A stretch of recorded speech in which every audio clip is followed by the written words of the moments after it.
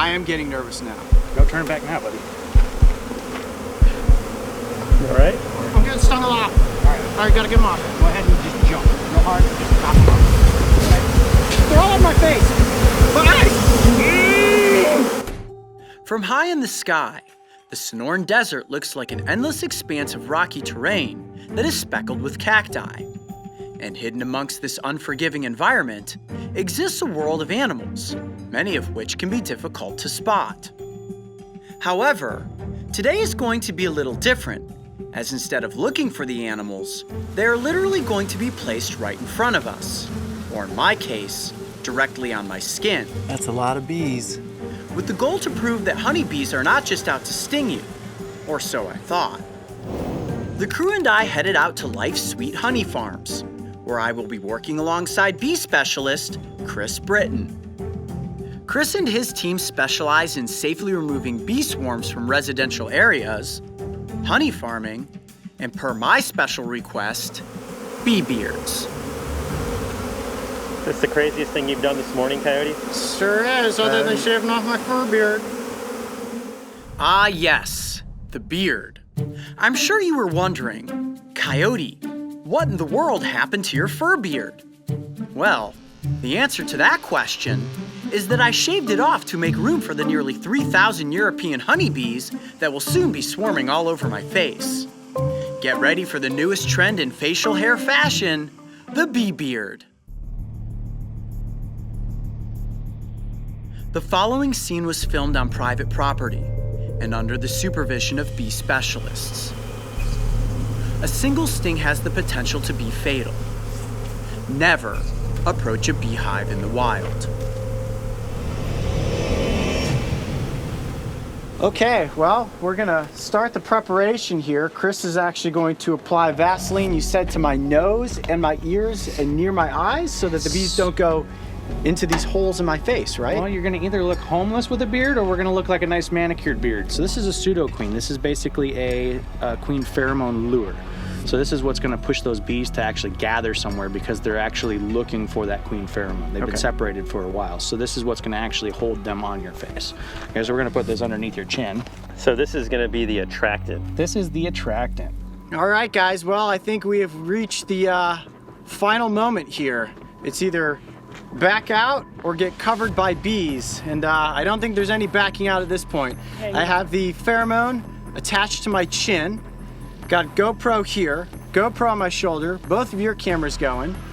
Now wait, before we go through with this, how do I get the bees off? What if something goes wrong? What do I do? Good luck, man. I'm just gonna drive away. I got nothing's gonna go wrong. Okay. When it comes down to the bees, if they get to the point where they are stinging excessively, yeah, you can just shake off real quick. Put these in your pocket. Oh, epinephrine pens, just in case this really goes wrong. I am getting nervous now. Now I'm getting nervous. I'm Coyote Peterson, and I'm about to take on the Bee Beard Challenge. Are you ready? Yep. Okay, let's do this. Go turn back now, buddy.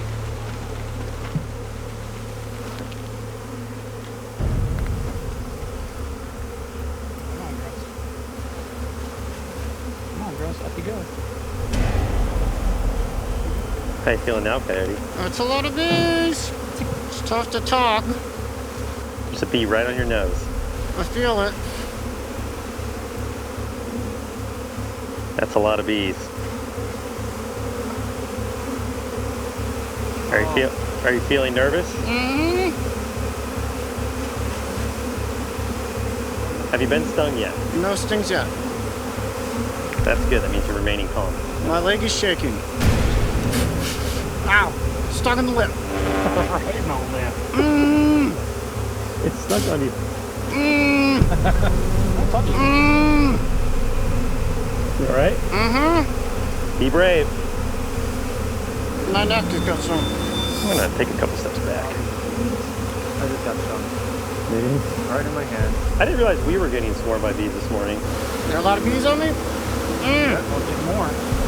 Mmm. Mmm. You got it. You got Getting this. stung a lot. I've gotten stung about 6 times. Ah, my neck is getting stung again. Mmm. this is what we start with right here. We just get most of the bees to start on him, and then what they're gonna do is they're gonna emit a pheromone, and it's a location pheromone, and those bees are just gonna start basically migrating. So now I can actually just basically hold this right here, and they're gonna all start marching up. Are all the bees out? No, Dude, my lip is swelling up. you're right. You definitely have a full neck of bees. I can feel them all. Are you still getting stung? No, not right now. So what is Coyote Peterson? Ah, it's starting to lip again! No!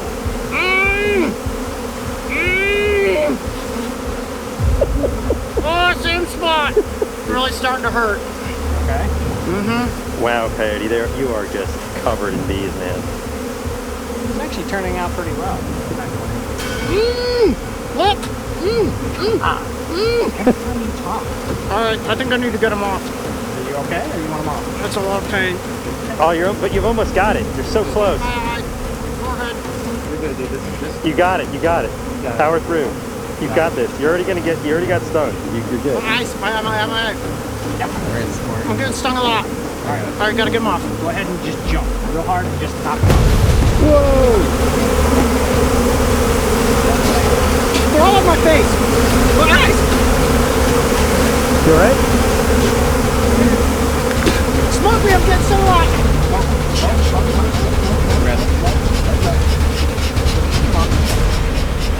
Shot quite a bit.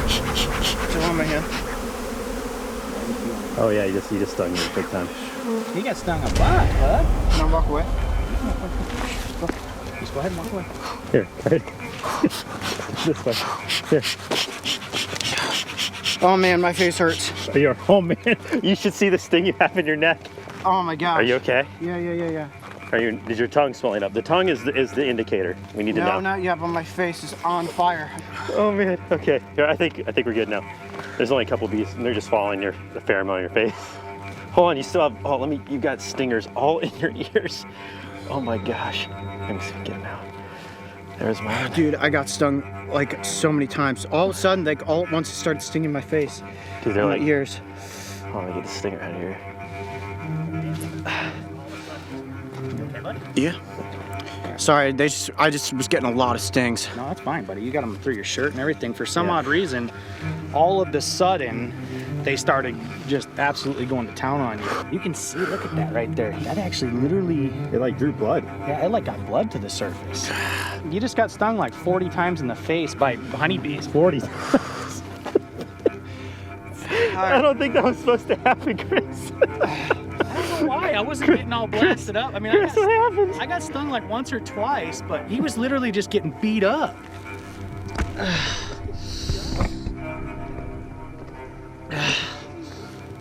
Oh my gosh, dude, my face is in so much pain right now.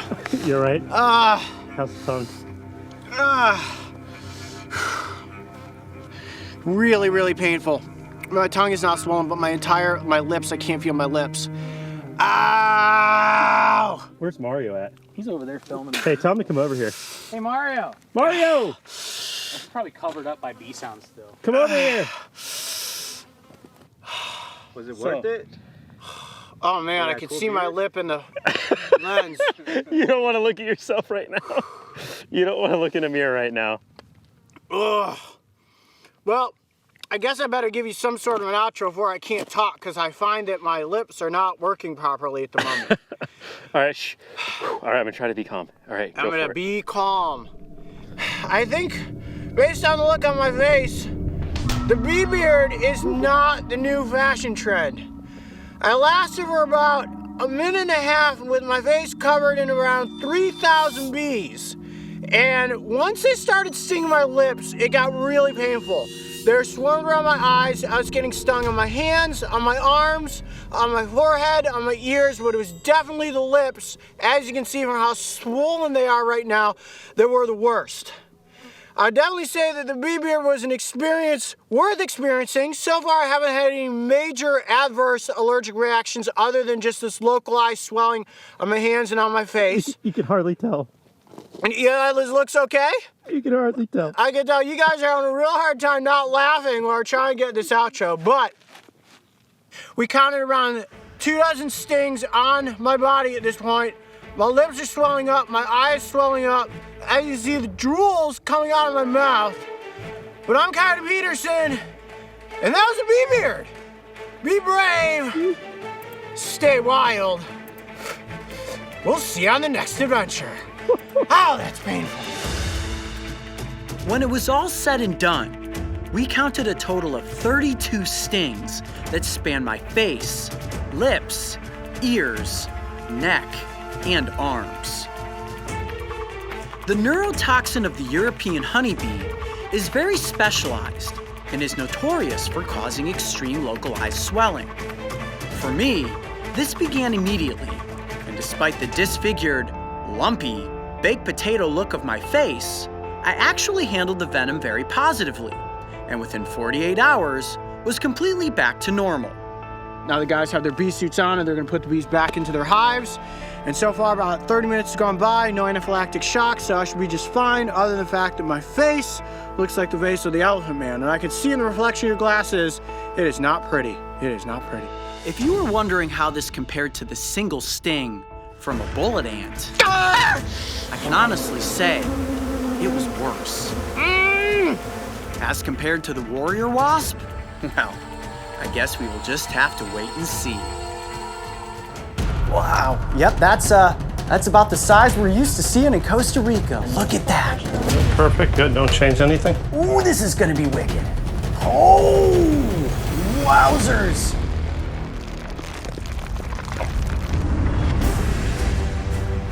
Nature is riddled with dangers, and to the untrained eye, if you don't recognize one of its many biological landmines, it's possible that your next step could be your last.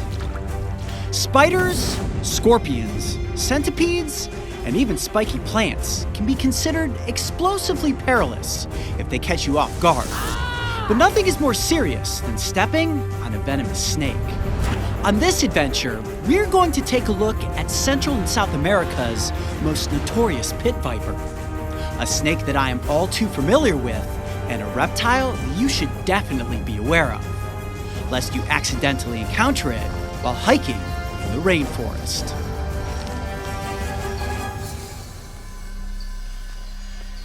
Whoa, whoa, whoa, whoa.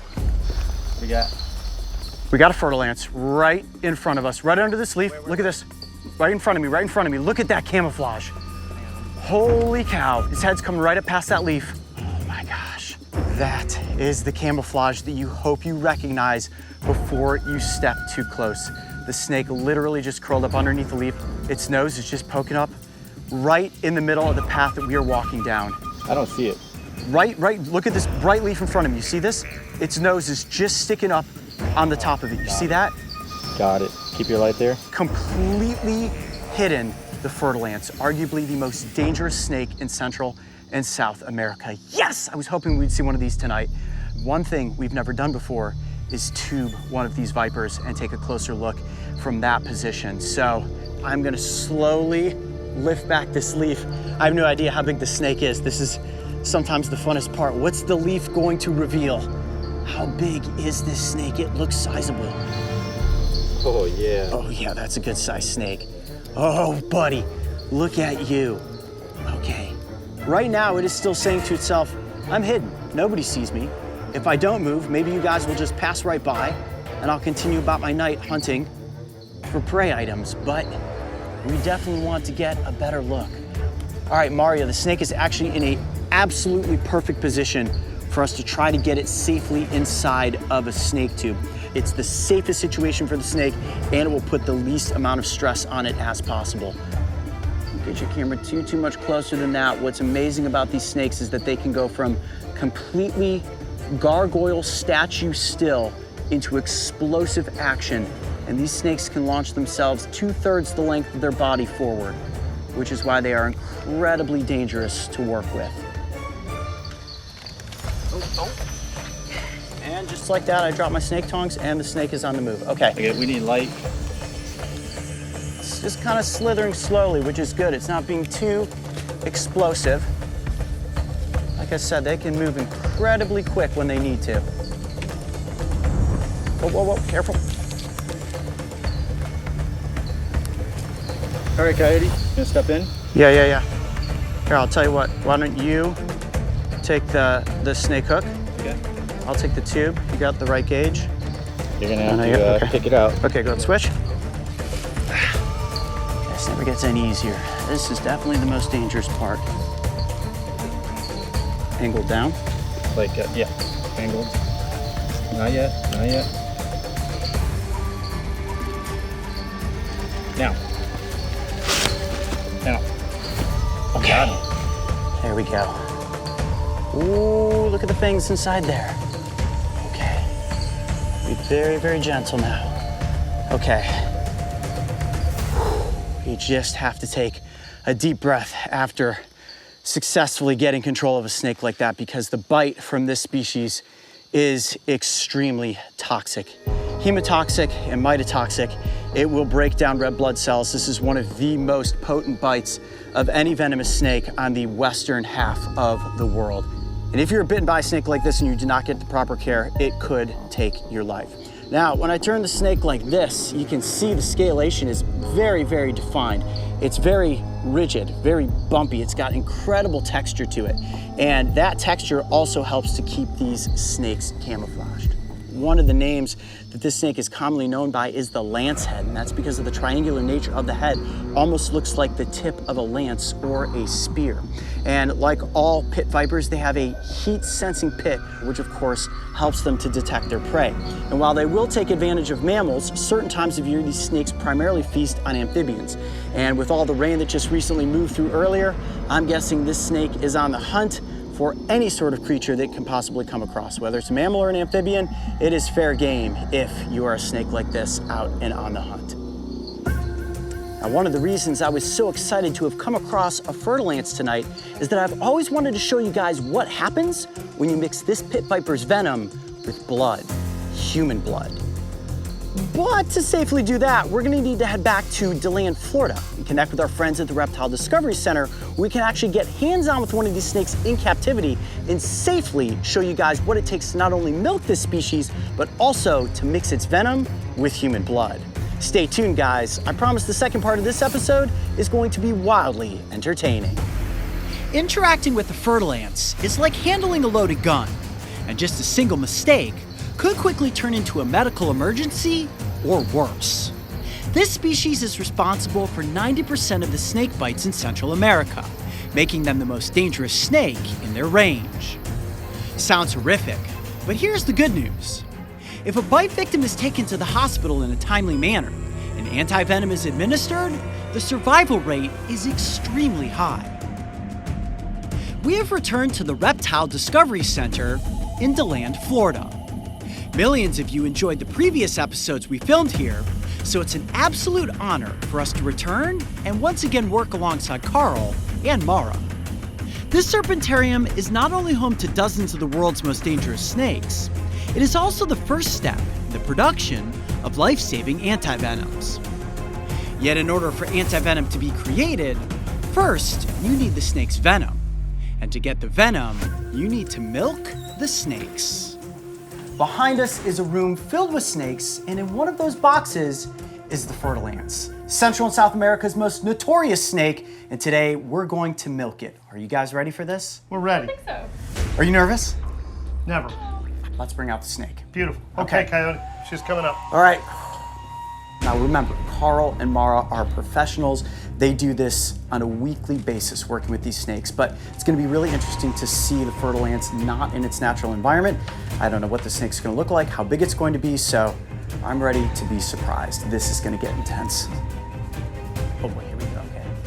Wow, yep, that's about the size we're used to seeing in Costa Rica. Look at that. They are big, well-adapted pit vipers. They have highly developed venoms. Toxic venoms tend to be tremendously hemolytic, and in other words, do lots of destruction to blood cells. And so they account for a lot of bites in South America, as you know, or Central and South America. And so it's really a formidable pit viper.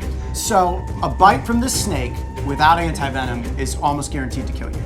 I'm not going to say always lethal because, again, sometimes a bite from that snake will result in a minor envenomation. He won't give you anything.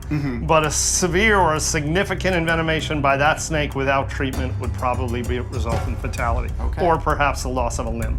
Okay, so Carl, at this point, the snake is looking right at us. I feel like it's probably a good point to milk this snake. What's this process gonna look like? So the catch here is going to be a little bit different. If you start to really look at that snake's body language, Coyote, he's starting to kind of act up a little bit. He's starting to get nervous, and fertile ants can be really flighty snakes. Now, have you ever had one jump off of the table? We have.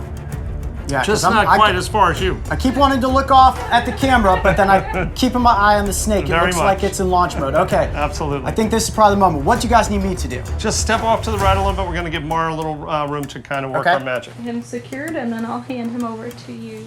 Nice. Look Okay, right at your pressure's coming down, Oh, wound up. Oh, there's a strike. and there's full pressure on the neck. Perfect. Good. Don't change anything. Perfect. Wow, it's a strong snake. Good. So, Carl, this is the most important part right here, right? Yep. And you'll see, normally fertile ants are good, solid venom producers. And it went light today. Okay, sometimes the snake's going to give us only a small amount of her venom, or his venom. And the big difference here is you've heard the term milking snakes. And Yes. in the old days, they used to press on those venom glands. They'd squeeze that snake's head. We don't do that. We just allow the snake to bite and give us what he's going to give us voluntarily. And sometimes they don't give us a lot of venom. Remember, venom to the snake is precious. These are defensive bites, and he really has venom to obtain his food. Mm-hmm. Great job on the body. Okay. So I'm going to go back into the cage now, but even that little bit, you're looking at about 100 milligrams of dry weight there. That's absolutely probably multiple lethal doses of venom. Wow. Good. Okay. Beautiful job, Coyote. if I I've let got go? him. Yep. Okay. Perfect job. Thank you. Did you hear that? So just that amount of venom, not even a full venom yield, capable of killing multiple people when it's at dry weight. Now, Carl, question for you. Yes. What is this venom going to do to your body? So the little thing in your bloodstream that allows platelets to stick to it and clot is actually being broken apart by some of these venoms. It's being lysed into pieces. And so that net there, that clotting net that's going to allow the platelets to stick to it, is being destroyed. And so all of a sudden you're beginning to hemorrhage, you're beginning to bleed, you go into shock, you've got all kinds of fluid problems, your kidneys are beginning to fail because you've got all these things floating around in your bloodstream that shouldn't be there. And of course, like all pit viper bites, lance heads swell and they destroy tissue, something they call metalloproteinases. So it's a messy snake bite, it's a painful snake bite. They often result in amputations because of a delay in treatment or no treatment. So you'll see people missing fingers or even bigger parts of their body with these guys. So it's a dangerous snake. It is serious business if you're bitten, so you have to admire the snake from a safe distance. Now, the next thing Yes. that we want to do is take this venom and mix it together with blood. Of course, my blood, and this time in less of a rudimentary situation, and we're going to put it underneath the microscope and see if we can see some of those blood cells breaking down. That sounds excellent. You're stepping up your experiment a little bit. We really applaud that. And as you said, maybe we'll get lucky and we'll be able to see some of these toxins at work under a microscope. Okay, stay great. tuned, guys. The next part of this episode is going to get extremely scientific. Oh, this is one strong animal. Thing I don't want to have happen is this horn to come up and hit me straight in the face.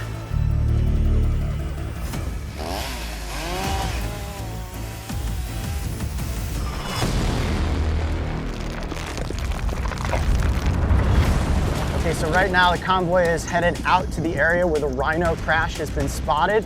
There's one specific male that we are targeting this morning with a very large horn. For well over a century, humans have been decimating populations of our planet's animals, many for reasons that make absolutely no sense. The rhinoceros is arguably the most recognizable species for this global atrocity. To date, nearly 95% of the world's rhino population has vanished, and most of it is due to one single thing.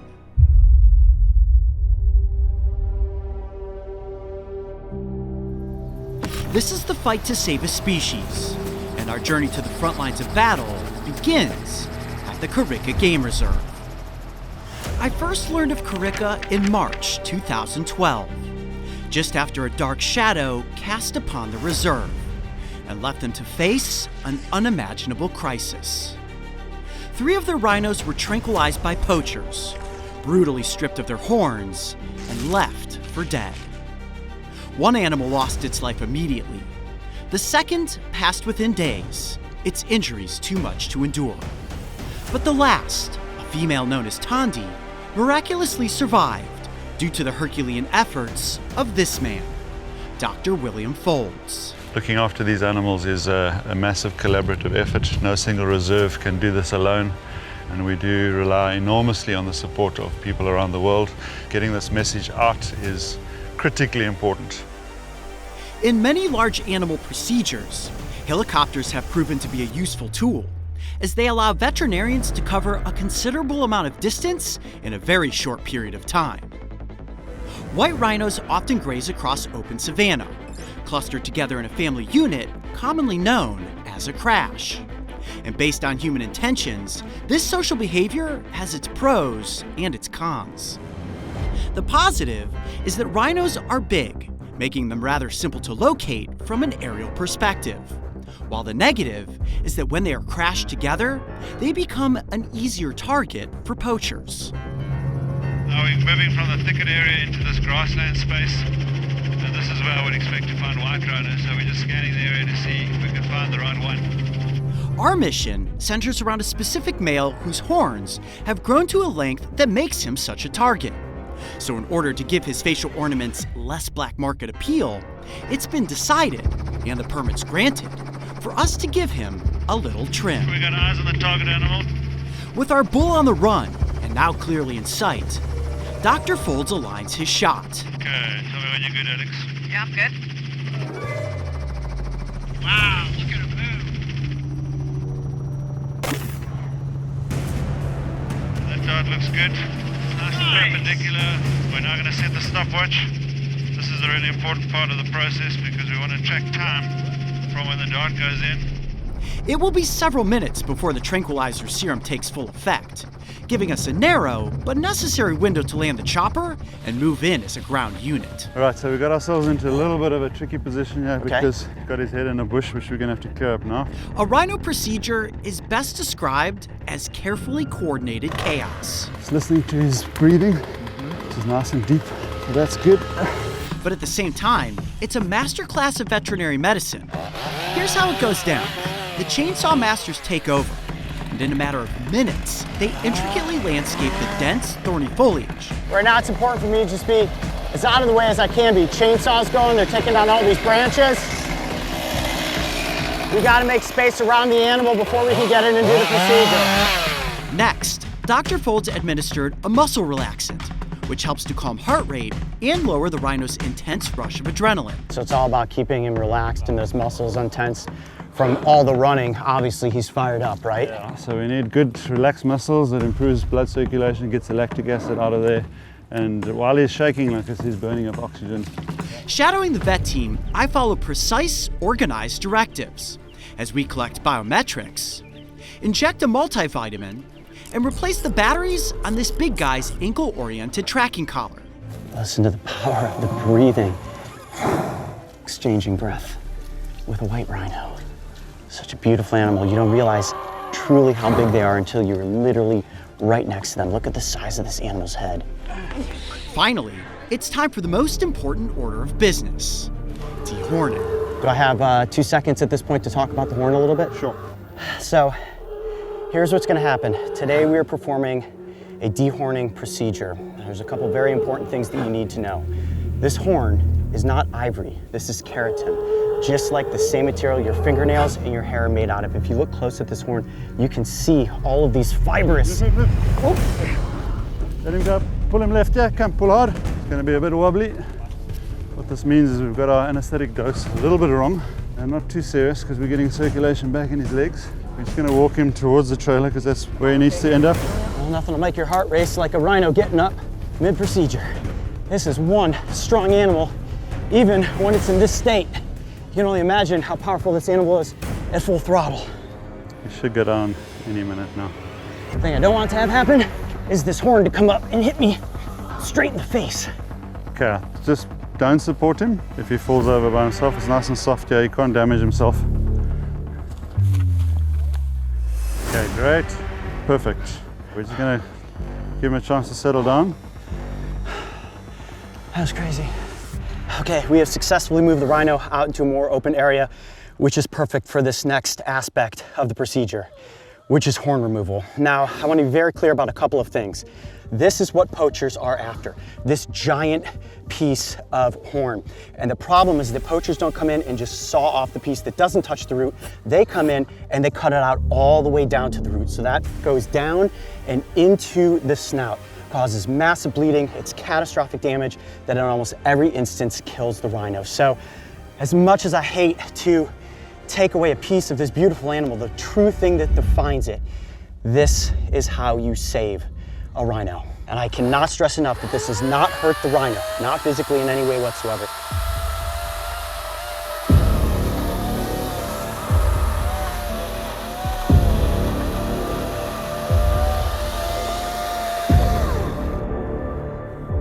Nice and cool.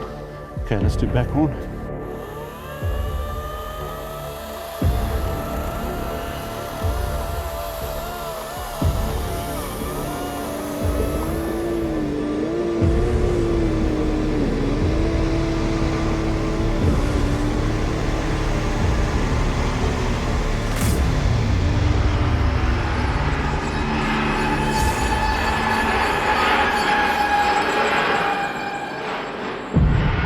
This is the procedure that we dread doing the most on rhino. It's just an absolute sacrilege to take these off.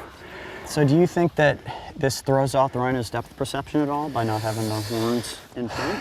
I don't think so, but they know that they don't have a horn. Well, Yeah. I mean, they obviously have to learn that when they wake up from all of this.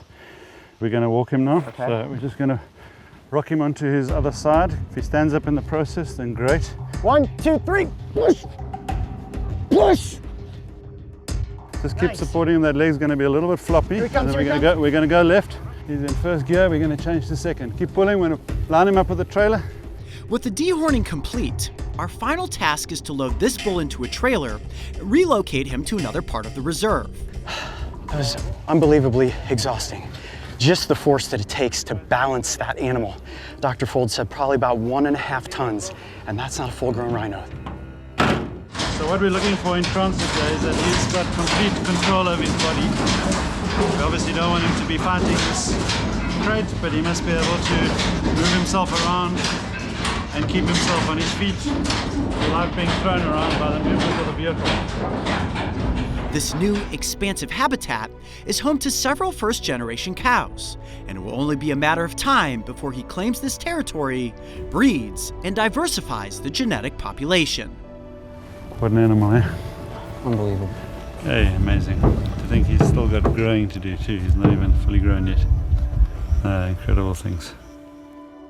The charge of emotion right now is almost hard to explain. And as I prepared for today's scene last night, I was laying in bed thinking to myself, there are a number of emotions that run through me.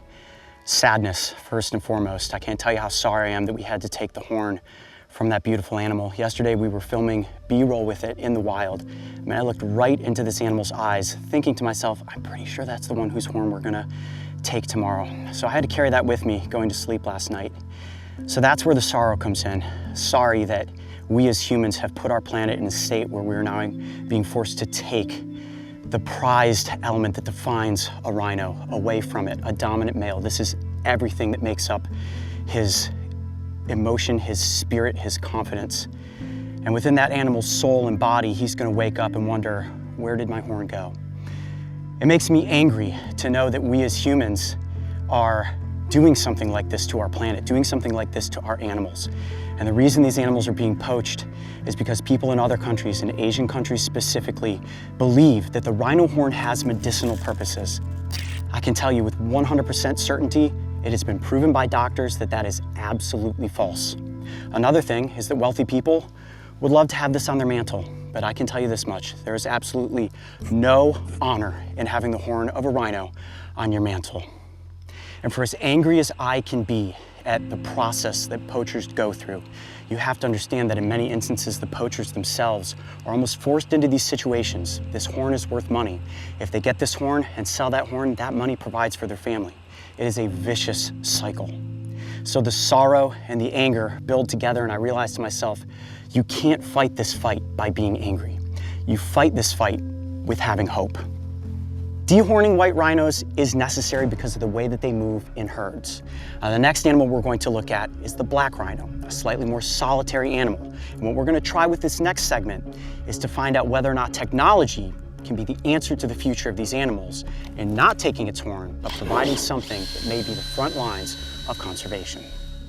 This horn will be immediately taken off-site to a secure, undisclosed location. And I want to note that dehorning is only one aspect of multi-dimensional wildlife protection at Rica Game Reserve.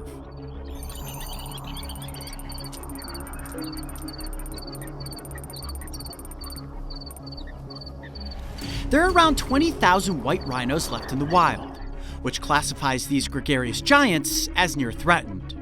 Yet they are not the only rhinoceros in Africa. The black rhino, a more elusive species, is listed as critically endangered, and its wild numbers have dwindled to barely 5,000. Visually, there are a few noticeable differences between the two. For starters, black rhinos are smaller in weight and stature as compared to whites.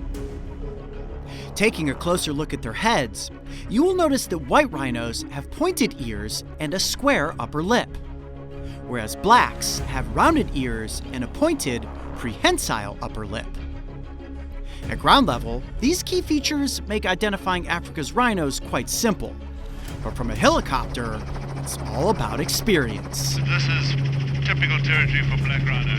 To find a rhino in here is incredibly difficult. We can fly for hours here and not find one. Dense Albany thickets blanket the hillsides, creating ideal foraging and hiding habitat for black rhinos. But for Dr. Folds and the helicopter team, seeking and successfully darting our target animal is a noticeable challenge. Coyote, come in for Mike. Go for Mike. Eyes on the radar, we gotta move out. The good thing is that the hillsides aren't too steep, but we might end up on the side of a cliff doing this procedure, so things are about to get intense. So we've identified the right animal. Just gonna load a dart here quickly. So what Alex is gonna do is just line up this rhino, and when she's comfortable, she'll tell me when I can take the shot. Okay, ready?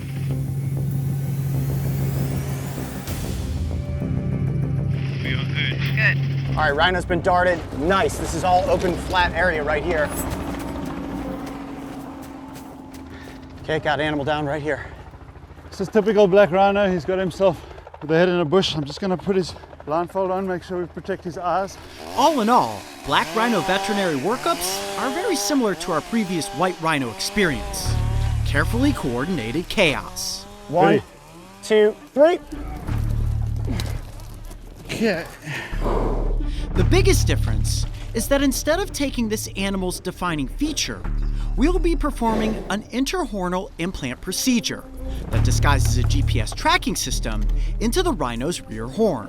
And you can notice how much larger the horn is on this rhino because it's never been trimmed before. Using a Dremel, we carefully carve a cavity which provides a snug fit for the GPS. It's amazing to hear it breathing. This is what we're fighting to protect right now. And the toe structure is quite a bit different between black rhinos and white rhinos. You see these 3 large hooves up front, how agile these animals are. Being able to move around on these steep hillsides, a lot of cushioning in the foot, so these toes can almost grip around rocks. For such a large animal, it's amazing how agile they are. Next, a strategically colored dental epoxy is used to fuse the unit in place, keeping it camouflaged and out of the battle zone if this rhino ever squares off with another male. You can see how non-invasive this device is on the animal. Now, once that epoxy is cured, we will grind it down slightly to blend right into the horn, put in the reversal serum. This animal will be good to go. Right, let's go, guys. Remember, the wake-ups are different. We need to get out of here. Okay. All the way. All right, the transmitter is officially locked in place in the horn. That is what you call a successful mission right there. We put the reversal serum into the animal, and we got the drone up in the air. We'll be able to follow it as it tracks back and off into the wild. Yes! This was incredible. Looks good. He's finding his feet very nicely. His anesthetic was smooth all the way through. Very happy about that. He didn't give us any surprises, which was good for the humans. And I'm actually very impressed with the implant. We managed to get it in there with a lot of space around it. So it's been a good procedure. I am excited to have participated in one of the first interhornal implant procedures that has been performed on this species, and the technology linked to it will help protect this animal and its horns on a daily basis. That's how you do 2 rhino procedures in 2 days. The white rhino dehorning, the black rhino with a piece of technology that might change the face of conservation. What an unbelievable experience. I'm Coyote Peterson. Be brave, stay wild. We'll see you on the next adventure. After traveling a journey like this, you arrive at the realization that your final destination has somehow become a new perspective of the world. What happened? Where did we go so wrong that as humans, we have put a fictitious value on the horn of an animal that created a black market demand worth more than gold, diamonds, or oil? When are we going to stand up, and who is going to break the wheel that drives the game of horns? Brave Wilderness, in collaboration with Global Conservation Force and Rica Game Reserve, have a pioneering vision to help the future of Africa's rhinos. We are building a safe haven in the Eastern Cape that may become a last stronghold for the preservation of these animals if poaching is not brought to an end. What we do now does truly echo an eternity, and I can promise you, in less than 10 years, these animals will be extinct in the wild if we do not take action now. This is the truth of the rhino's plight, but you can change their future. Become a warrior and join the fight by clicking the donate button, so that together we can prevent the loss of these vanishing giants. Put your finger down into a hole that has a spider, and know that spider's gonna come out and bite you. This is the dumbest thing. All right, you guys ready? I'm actually 50-50. I'm curious if they're actually going to bite you or not. I like it when Mario's 50-50. The last time there was like, oh yeah, Coyote, that's definitely gonna bite you, was my hand in a box of yellow jackets. If you really stop and think for a second, he's going to put his hand in front of a tarantula burrow, trick it to come out so that it bites him. I mean, that's pure nightmare fuel right there. If you have arachnophobia, this is definitely the episode for you. Oh, my tweezers. Found one over there? Oh my gosh, yeah, there it is right there. Oh, wow. Yeah, it's a big spider. I'm honestly very nervous to attempt doing this. These spiders are not small. And what's cool about these spiders specifically is that they are ambush predators. Now, this is not a trapdoor spider.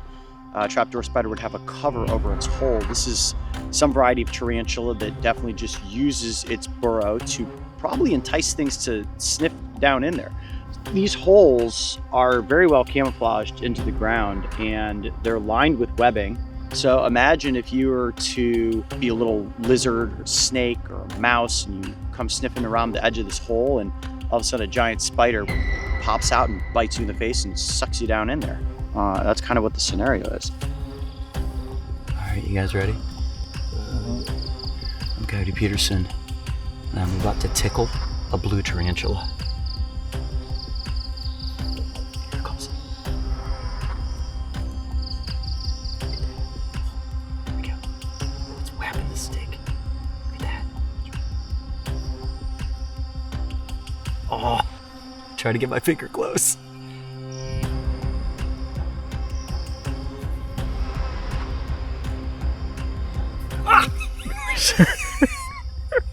Smacked me on the finger and made me jump. Just that made me jump. Oh my gosh, look at his fangs. Jeez, oh jeez. Oh, I'm so nervous, This is so stupid. I don't know which finger to get bit on. It has to be a small one. That's non-threatening. Oh my gosh.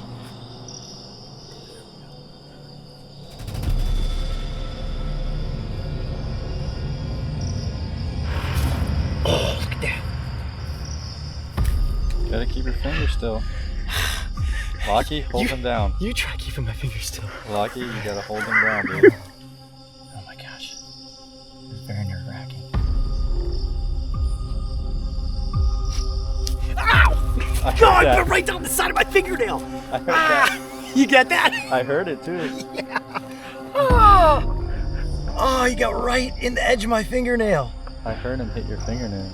I don't think he got me though, but I felt the fang go right there. Woo! All right, I can do better. I can do better. This may end up being my favorite video. Oh my gosh, this is the dumbest thing. Actually, maybe if I do this. Yep, that's a good idea.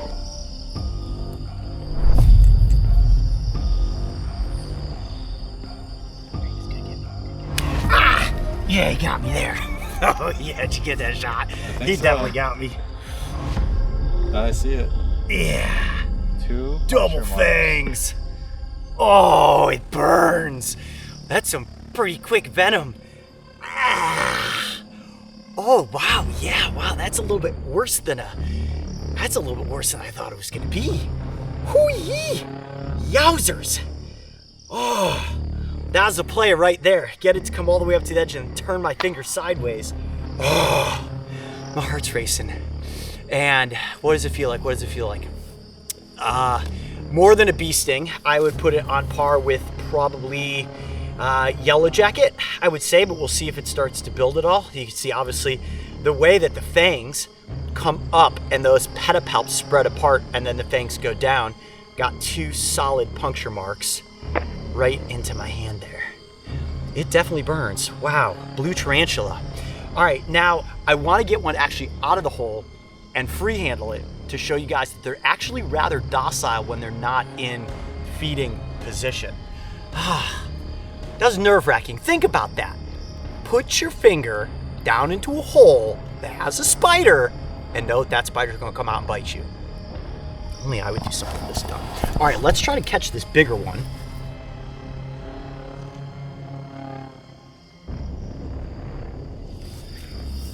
Can you say it?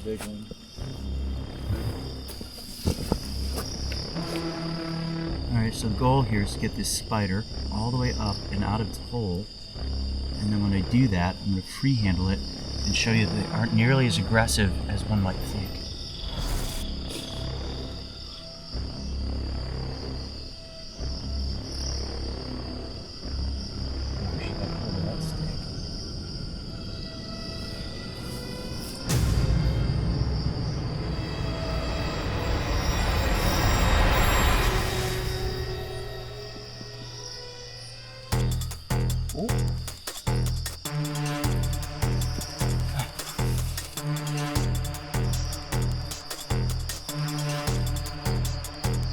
Balancing act. Okay, now I got her.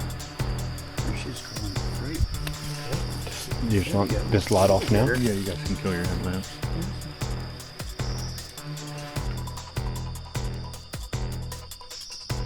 Right up on my face. I'm not being able to get control of her, but you can see she's tucked down right there, but I don't want her to go to my shirt. I'm gonna get her come down like this. Wow, they sure have strong grip on their legs. There we go. She's right on top of my microphone. It's interesting. It looks like she has little eggs or a parasite on the side of her thorax. Oh. Okay, we've seen this scene before. Oftentimes we get tarantulas on my back, but we were successfully able to get her up and out of the hole. And you can see now, as I'm trying to handle her, she's more interested in getting away than she is at biting. Let me get you go this way. Get her into my hand. Do you want me to go? Yeah, see if you can bring her around. There she is. She all the way on your far right side. There she is. Here, just kind of push her around this way.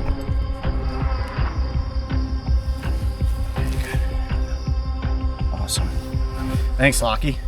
When they're on your back, it's a lot harder to get them under control. And there you have it. Spider's not necessarily aggressive if it's not in hunting position. Still nerve-wracking though. Not necessarily holding it, but just getting it to come up out of the hole. That was a dangerous little game of operation. Have you ever heard the phrase, keep your hands where they belong? Inside of a spider hole is probably not a place anybody should be putting their hands. But the bite from a spider like this is rather painless. And while it did hurt at first, right now I'm actually experiencing no pain from the spider's bite. No more potent than that of a bee sting. On the initial bite, I said it was probably closer to the sting of a wasp or a hornet, but other than that, at this point, it pretty much feels like nothing. And we proved that a spider, once taken up and out of its burrow, is actually pretty docile. I'm Coyote Peterson. Be brave. Stay wild. We'll see you on the next adventure. All right, let's let this little guy back down into his hole. What you see here on the table are a pair of Hex Armor bite-proof gloves. Supposedly, these can withstand the bite of a venomous snake. What I'm gonna do is slowly move my hand in towards the snake's nose. Let's just see what the aggression level is as I move my hand in toward its face.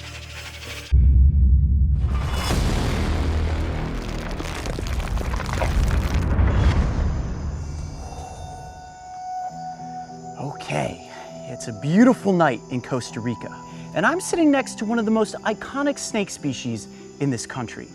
That is an eyelash viper. Now, we've worked with this species in the past. In fact, I found the yellow phase of this snake out in the wild several years ago.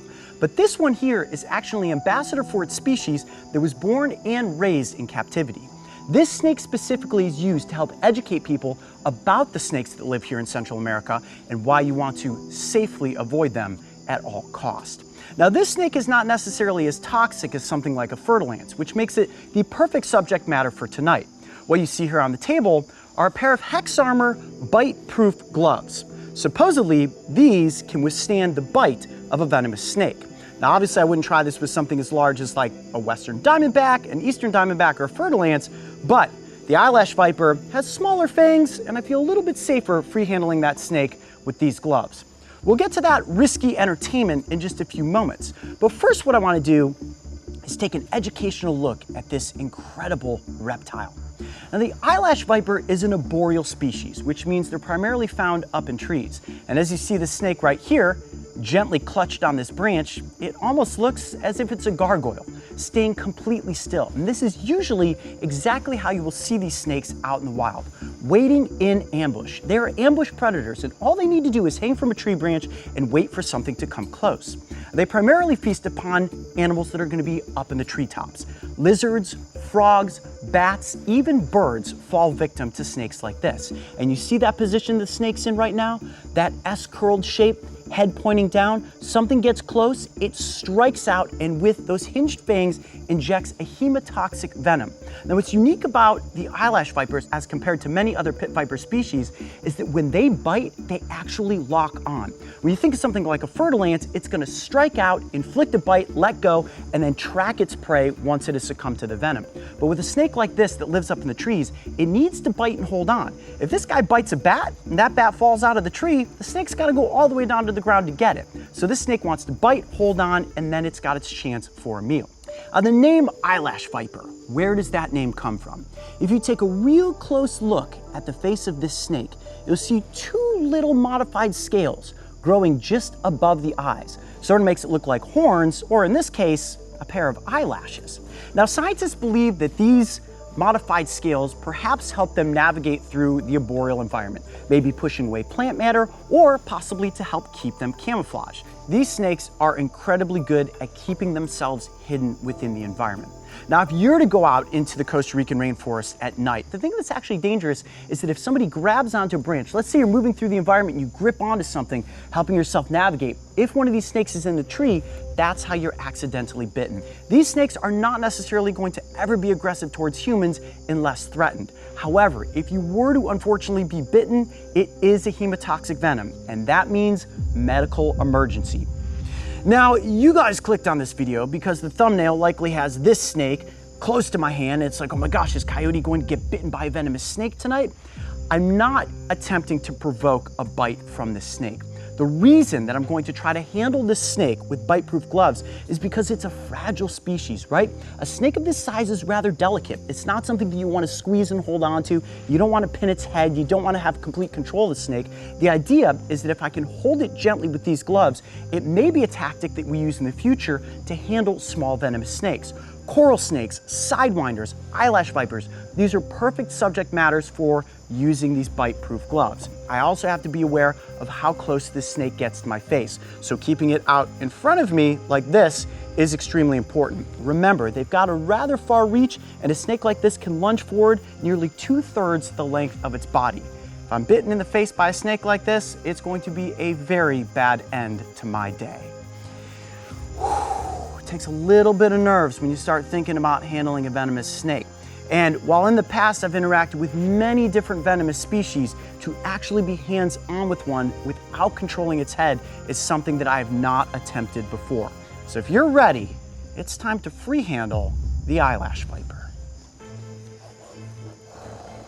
What I'm hoping is that I will be able to get it to just kind of come right out onto my hand. So you see that? The snake is backing its head up ever so slightly. Now that position right there definitely could warrant a bite. But you'll notice this snake is not aggressive in any way whatsoever. It's sensing my hand. Now you see the tongue flicking out. It's investigating me, saying, okay, this is something new in my environment, but it doesn't look like something that I would necessarily want to eat. So I'm going to gently see if I can bring it up. Oh, there we go. Let's see if I can get you to come out here onto my hand. There we go. There we go. Okay, this is going really well so far. Really, really well. There we go. And I just want to make sure that I'm not constraining the snake too much. There we go. Oh, I'm going to keep you right there. That's perfect. I'm very happy about that position. Now, if I just keep my hand like this, you see how it's causing the snake to balance itself into a curled position. That is absolutely perfect.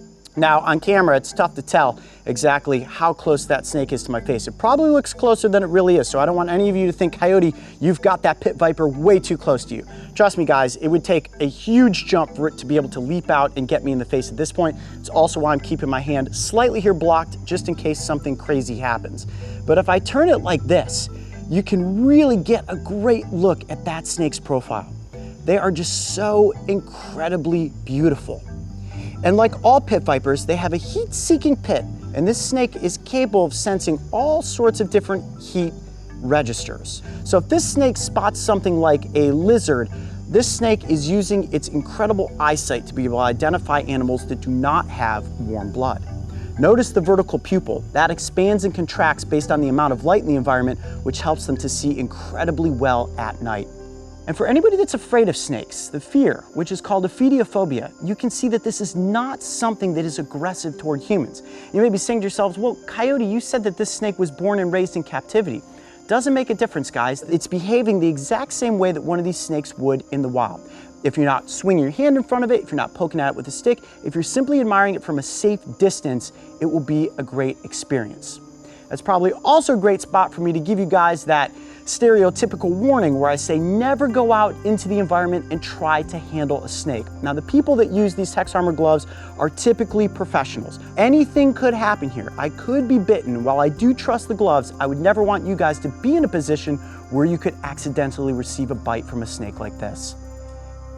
Like I said earlier, the reason that I'm using these bite-proof gloves tonight is to test out whether or not free handling smaller venomous snakes like this is a good tactic for us moving forward. So if I were to physically grab onto the snake or pin its head down with a snake hook or hold it with snake tongs, puts a lot of stress on the animal. You can see how calm it's being right now. And this is an awesome way for us to be able to get these animals up close for the cameras without putting a lot of stress on them. I'm gonna try a little experiment here. What I'm gonna do is slowly move my hand in towards the snake's nose. Not to necessarily provoke a strike, but let's just see what the aggression level is as I move my hand in toward its face. Very slowly. Look at that. Snake just basically stays in gargoyle mode.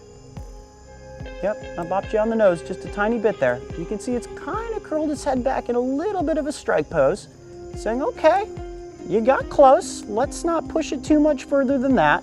And I won't. But that's exactly what I wanted to try to determine. Is this snake feeling completely calm because it's not restrained? It has no reason to strike out and try to bite me. Wow, what a cool experiment this was tonight. Determining that using bite-proof gloves is a great way to interact with smaller venomous snakes. It's allowed me to stay calm, the snake has stayed calm, and we've gotten a really cool Central American species up close for the cameras. The one and only eyelash viper. I'm Coyote Peterson. Be brave. Stay wild. We'll see you on the next adventure. All right, I'm gonna place you back up on your tree branch. Sound good? Yeah! Oh, you got one? Come on, come on, come on. Right over here, guys. It's huge. Oh my gosh, look at the size of that thing. Wow! Can I pick it up? You can. Whoa, look at that. Whoa. All right, here we go. Oh my gosh, is it slimy. If there's one ecosystem on the planet that is constantly changing, it has to be the tide pools. With every single rising and falling of the tide, new waves crash upon the rocks and alter the placement of plants and animals. Along the coast of California, there are a slew of creatures that you can find, if you know exactly where to look. Got a little striped crab right here. Oh, got it. There's definitely no shortage of crabs out here in these tide pools. However, navigating this terrain can be difficult because most of the rocks are wet and slippery. One of the toughest things so far for me in filming Beyond the Tide has been the terrain. I'm used to swamps and deserts. Everything here is rocky and slippery. It's all covered in a layer of, I guess it's some sort of algae, and using a lot of eye-foot coordination because I'm looking for creatures, and every step I take, your foot might slip off of something, and these rocks are extremely jagged. Really easy to get hurt out here. And I'm sure for you, Mark, it's even more difficult. Right now, you're balancing on these rocks just trying to get the shots. Yep. Show everybody at home. It isn't easy, is it? Nope. All right, well, let's keep going this way and see what we can find. Watch your footing. Oh, yep, see, there you go. I'm usually pretty good at finding animals in the field, but sometimes a wildlife expert joins us to help locate the species that can be very difficult to find. Today I am back out with tide pool expert Aaron Sanchez, who has been exploring these Southern California pools his entire life. And our goal is to locate a giant sea slug. All right, Aaron, so we're here at the tide pools, and we're looking for slugs. What should I be keeping my eye out for? Well, Coyote, these slugs are going to be pretty hard to miss. They're actually the largest sea slug on the planet. They come to these rocky shores here to mate and lay their eggs. Okay, now when you say the largest, do you mean like 5 to 6 inches in length, or are we talking bigger? We're talking probably almost a little bit less than 3 feet. A 3-foot slug? So it's gonna be pretty hard to miss. Yeah. All right, well, let's start searching. The search was on, and I was confident that I could come across one of these giants. I mean, if they're as big as Aaron says they are, spotting one should be simple, right? Hi, well, we've been searching for about 45 minutes now through all these layered rocks. I don't know, Aaron said it was gonna be easy. Nothing yet. We continued to search over jagged outcrops, in crevices, through knee-deep pools, and even under rocks. I'd say the odds of finding one of these slugs are slim to none. Tide's really coming in. Yeah, it's coming in big time, and all I've seen is crabs, crabs, crabs. Hermit crabs, striped crabs, purple shore crabs. No giant slugs. With the tide starting to come back in, it was looking like our search for the giant sea slug was coming to an end. But if anyone knows how to find a sea creature, it's definitely Aaron. Searching, searching. No big slugs. Yeah! Oh, you got one? Come on, come on, come on. Right over here, guys. It's huge. Oh my gosh, look at the size of that thing. Wow! Dude! Yes! Well, that was one heck of a search. And there it is. Can I pick it up? You can. It's totally safe. And it's not going to ink me. Might be a little slimy, but that's it. Whoa, look at that. Whoa. All right, here we go. Oh my gosh, is it slimy. Oh, look at that slug. Oh my gosh, it is heavy. Jeez, this thing must be about almost 10 pounds, I would guess. Is that a big one, Aaron? Oh, it's a pretty good size, yeah. It's one of the bigger ones I've seen. Wow. I'm gonna let it stretch out on my arm, see if we can get it to fully elongate itself. Oh my gosh, it is so slimy. All right, now tell us about this slug, Aaron. Well, Coyote, what he's wrapping around your arm right now is actually his muscular foot. He uses that to get around. I can feel him gripping onto my arm. I mean, I can feel him actually like wrapping around me, and I can feel his little tongue under there. Can't bite, right? No, these guys are vegetarians. They mostly eat algae and kelp. And it does have an internal shell, correct, where it has all of its organs? It does have an internal shell. It's kind of soft and made of protein. Okay. And that is actually what these extensions of its foot, called parapodia, are protecting. I can see why there's no way you would miss stumbling upon one of these. I have to admit, I was just over there talking to Mark. I literally said, I'm really doubting our chances of finding one of these slugs. All we've seen all day is crabs and smaller little brown sea hares. Which, by the way, we should grab one of those. Isn't there one over here? Let's see them next to each other. Yeah. All right, you got one of those brown sea hares? Okay, so this is cool, showing the comparison of the giant black sea slug next to the much smaller brown sea slug. And they're both called sea hares, because as you can see, those tentacles sticking up in the air in the front of the head look like rabbit's ears. I thought the brown sea hare was big. Yeah, seriously, there is no mistaking the difference between these two species. Wow, that thing is absolutely massive. It weighs about 10 pounds, and fully stretched out, it's about 2 feet in length. That is crazy, and it is so unbelievably slippery. It's actually really hard to hold on to it, and my hands and arms right now are covered in a slippery mucus. Now, are they toxic in any way? No, they're not. Okay, so I'm in no danger right now. So they don't bite, they're not toxic, they're just slimy and alien looking.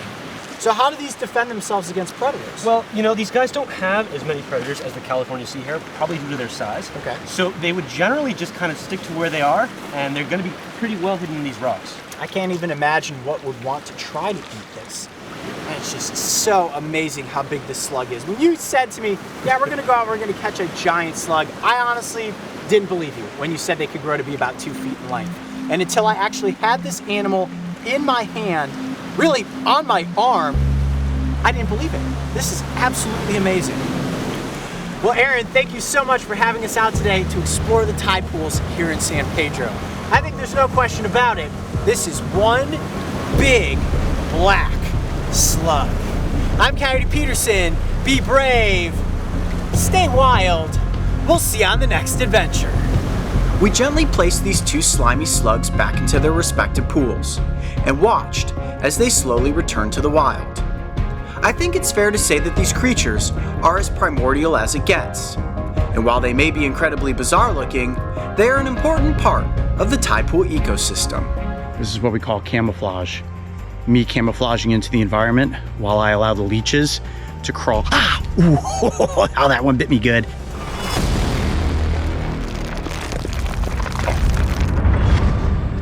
At the moment, we are in Australia. It is our very first day here, and we are very jet lagged. And earlier today, we came to this park and we found that it was completely infested with forest leeches. Today, I'm gonna set myself the challenge of trying to make an episode in a single hour. So it is 3:00 p.m. here in Australia, and by 4 o'clock, I'm gonna have been eaten alive by these hungry bloodsuckers.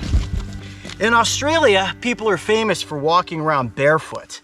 I never quite understood this, unless of course you just want to connect with the planet, in which case I have great respect for that. But when it comes to walking around in Australia, there are a lot of things that can bite and sting you that are really painful. The area that we're in right now is notorious for its number of Sydney funnel web spiders. Hopefully I don't run into one of those. But I feel like my best odds of getting eaten alive by these leeches will be to take off my socks and my boots and let my piggies, let my dogs out and see whether or not in the walk around this pond right here, I managed to get myself swarmed by these forest leeches. Probably can't see that on the GoPro, but already there's a leech right there. Here we go.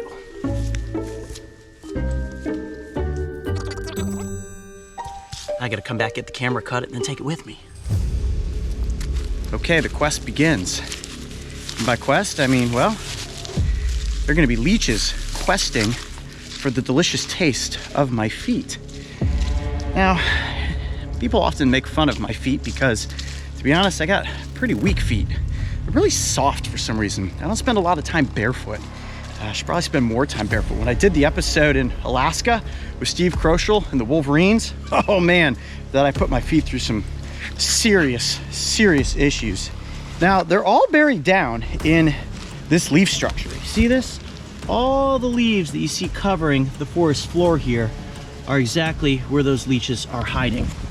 And similar to ticks, what they will do is quest for their next victim, which means they can sense heat, body heat, and carbon monoxide. Carbon monoxide? Nope, it's carbon dioxide. The heat from your skin and the carbon dioxide that's exuded from your skin allows leeches to say, that is a warm-blooded creature. I'm gonna hop on, catch a free ride, and get a free meal. I should be asleep right now, but you know, it's brave wilderness, so we're making videos.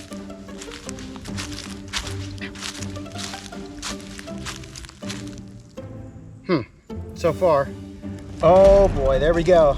Walking through the underbrush, really all you gotta do is step a couple of spots, sit and wait. Yeah, it's starting to dig in. Now, just like the leeches that I was bitten by years ago, they have a mouthpiece that looks like the Mercedes-Benz emblem. These 3 slicing teeth that once they get on you, they lube the skin with anticoagulant and then they slice in. At least that's how the European medicinal leeches worked. I can tell you already that the ones right down here, I can feel them beginning to drink. Right there, that is one's mouth locked in place. Got a couple more down here. The blood buffet line is officially open and ready for business. All right, let's work my way down here. Okay, how'd I get back up to the trail? I'm completely lost.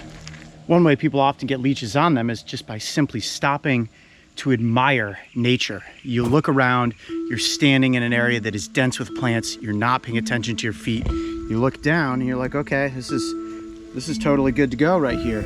Except for the fact that leeches are coming up and off of the plants and onto your legs. I think I have found a pretty good spot here, standing in the ferns, because I am seeing more and more of them jumping onto my legs, especially this giant one right there. Look at this guy. He just hitched on a couple seconds ago.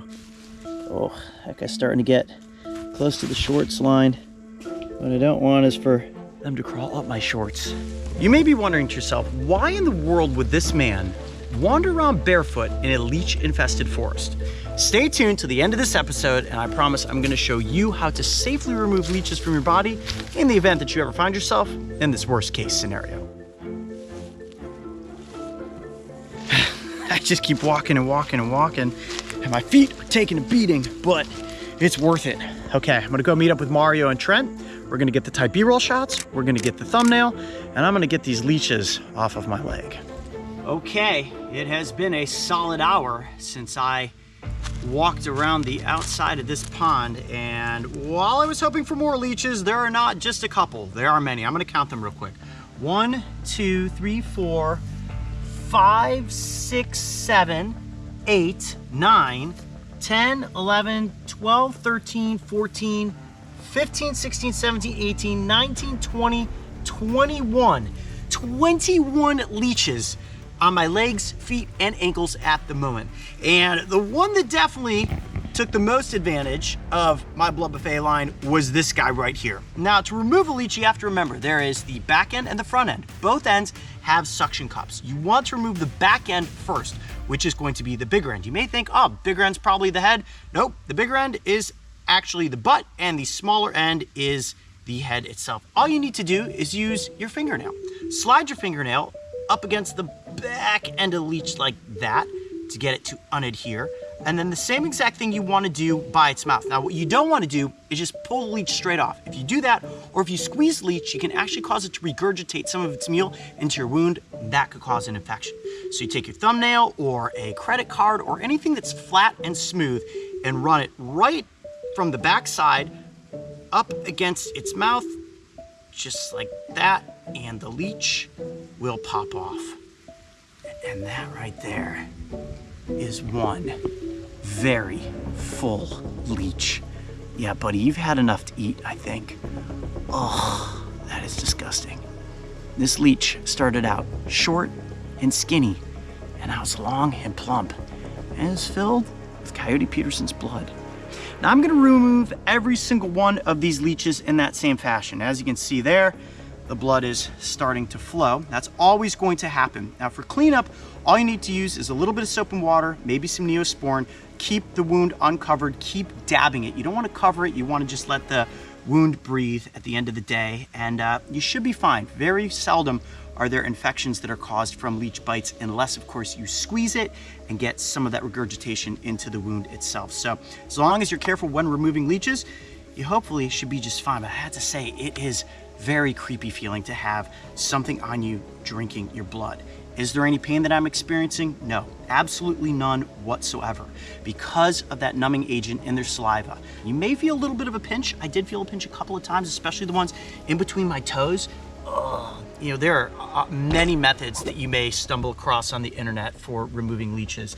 You know, people say, oh, use salt like you would melt a slug, or use a lighter. This is absolutely the wrong way to do it. It's all about properly removing the back end, using the edge of your thumb. I find that honestly the best thing to use is a credit card. And get you off of there like that. Oh man, oh, look at this beaster here. Oh, that is so slimy. Ah, gross. Oh, come on, don't stick on there too. Yeah, come on. Ah. Oh, and one thing I'm not looking forward to is the last time we did a leech episode, the itching was a big part of the aftermath, and I have a feeling that that's gonna be the same with these guys. Oh, yeah. And there you have it. Coyote Peterson turning himself into a blood buffet line for forest leeches. But at the end of the day, we showed you guys how to properly remove these creepy alien looking creatures from your body if you ever find yourself in the blood buffet line. I'm Coyote Peterson. Be brave. Stay wild. We'll see you on the next adventure. What a way to start off Australia. As I learned from our previous leech experiment, these bites had more to give, as exactly a week after filming the scene, I experienced intense itchiness, weird seepage, and around a dozen nagging wounds that eventually turned to scars that I still carry today. Moral of the story? Do your best to avoid becoming a leech buffet line. Fish on! Should I be letting it take line like this? Yeah. Oh, he's running! Whoa, there just jumped, do you see it? It's like the size of a killer whale! Wow, it is massive! This could be a new world record size fish! Woo!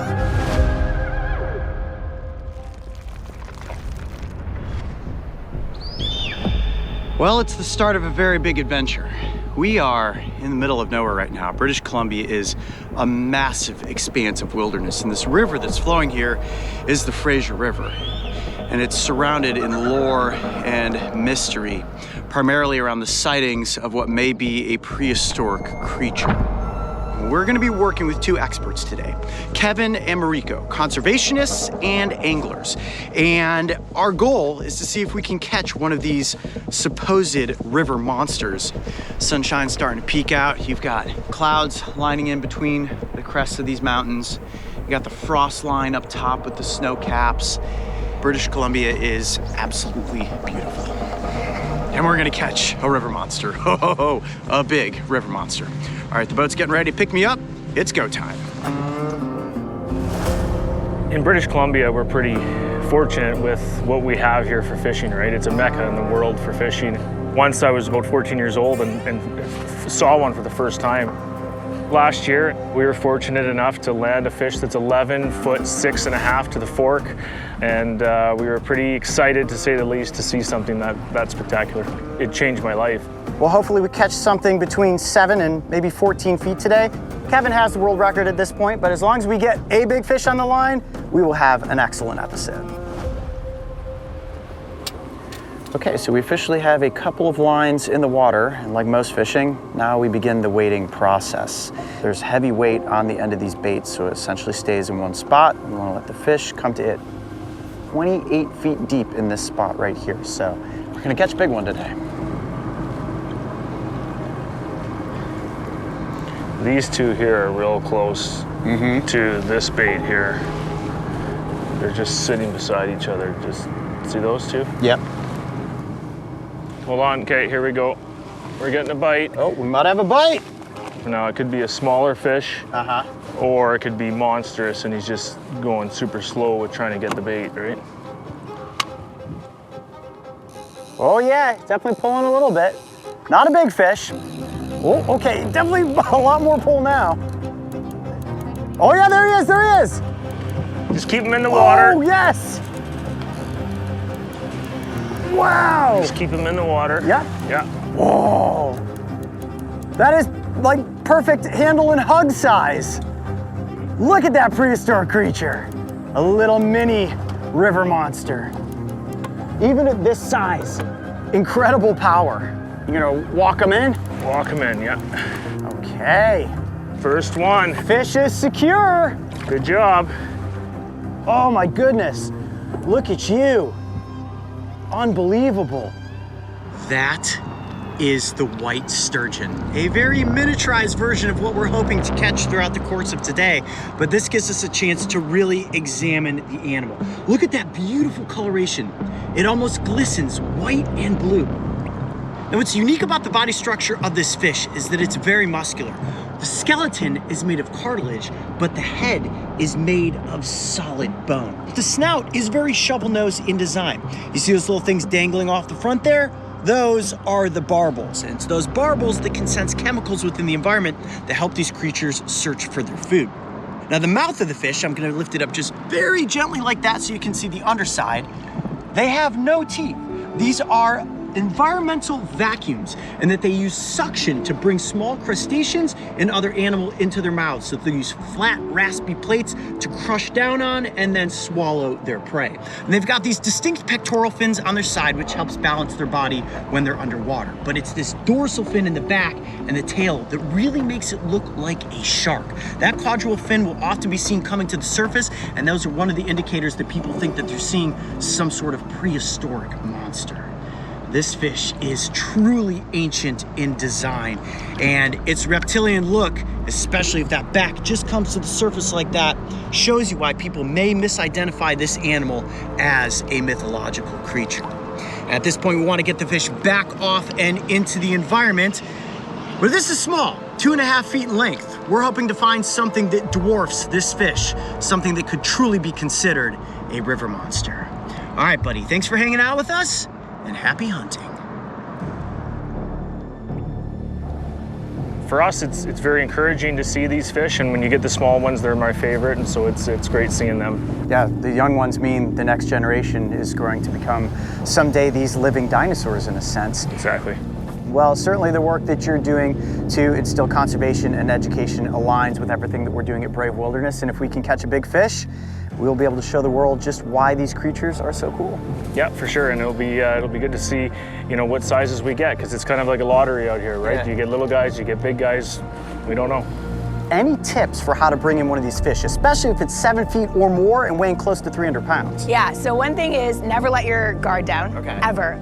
And also, if you have a little bit of a pause, straighten out your arms rather than keep them really tight in like this, and that'll give your bicep and your forearm a little bit of a break, and then you gotta get right back into it. So you see that fish on there? I'm gonna try and cast right close to him. Yeah. It's just trailing off the back of the boat, and the big question is whether or not it's actually hungry and wanting to feed. If we get that monster on the line, hold on.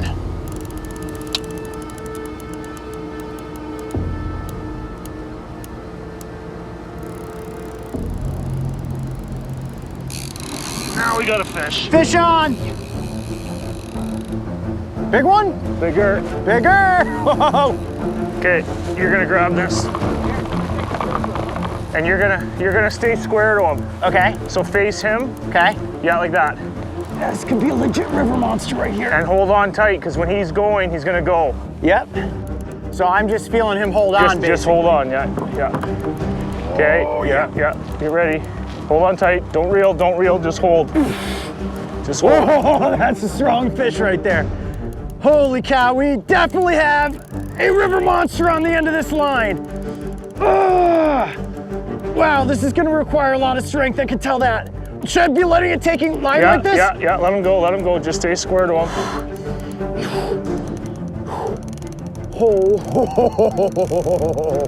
This is a very, very big fish. I use all my body weight to hold on to this animal. Come on, baby. Oh boy. Farewell and adieu, all ye fair Spanish ladies. Farewell and adieu, ye ladies of Spain. We got a big one here, Chief. This could be a new world record size fish. Kevin and I might break his record today. My forearms are screaming right now. That's why you don't skip arm day at the gym. Wow. Oh, look at him taking slack. Oh, he's running. Every time I have the chance for slack, I gotta take it. Oh, there it just jumped, you see it? It's like the size of a killer whale. Woo! It is huge, did you see it? Oh, it is really big. We do not want to lose this fish. We got the fish up at the surface, it's absolutely huge. Mario's filming its heads right alongside the boat. Wow, it is massive. Holy cow, what do you want me to do, Kevin? Just right there's good. I'm gonna grab the line. Okay. And then I'm gonna grab the weight, reel a little bit. Okay, reel a little bit in. Yes, right there, yeah, that's good right there. Hold it there. Hold it there. Whoa. Oh yeah. There That it is a big fish. Good job. Wow. Holy cow. Yeah, that is a hoss right there. It's spilling out of the cradle. Okay, let's see what his length is. 225. Wow, yeah. 86. 86? 225, 86. 7.5 feet, That's so that's a over 8. huge tail. Over 8 total length. Over 8? Total length, yeah. His head is huge, absolutely massive. Look at the size of its head. It's like a battering ram. Woo! We have done it. We have caught a true dinosaur. The white sturgeon, measuring 8 feet in length and capping in at probably close to 300 pounds. And when you look at the design of this animal, it looks exactly like the smaller one we caught earlier. The big bony head, the scutes that run down the length of the body, but the difference is the girth and the weight. This thing is absolutely massive. Now, the lineage of this fish species dates back 200 million years. And throughout our adventure, Kevin keeps calling these things dinosaurs. They truly are living fossils. What would you guess, Kevin? This fish is probably close to 70 or 80 years of age? Yeah, for sure, at this size, yeah. That is ancient. Something very cool about this fish is see these scutes around here? They're like blue. Every fish has different unique markings. You can always see it on the head and you can also see it on the scutes. This fish has got really, really unique markings, which is very cool to see.